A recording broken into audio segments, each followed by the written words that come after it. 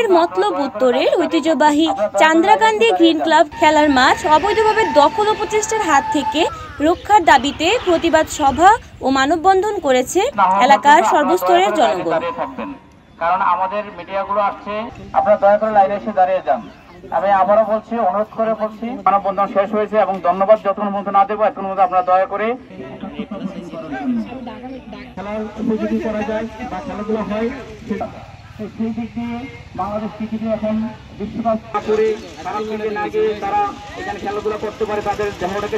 রবিবার ২৬শে মে বিকেল ৪টায় সাদুল্লাপুর ইউনিয়নের চান্দ্রাকান্দি গ্রিন ক্লাব খেলার মাঠে এ প্রতিবাদ সভা ও মানববন্ধন অনুষ্ঠিত হয়। এ সময় আশেপাশের ১১টি বিদ্যালয়ের শিক্ষক শিক্ষার্থী সহ অভিভাবকরা উপস্থিত ছিলেন।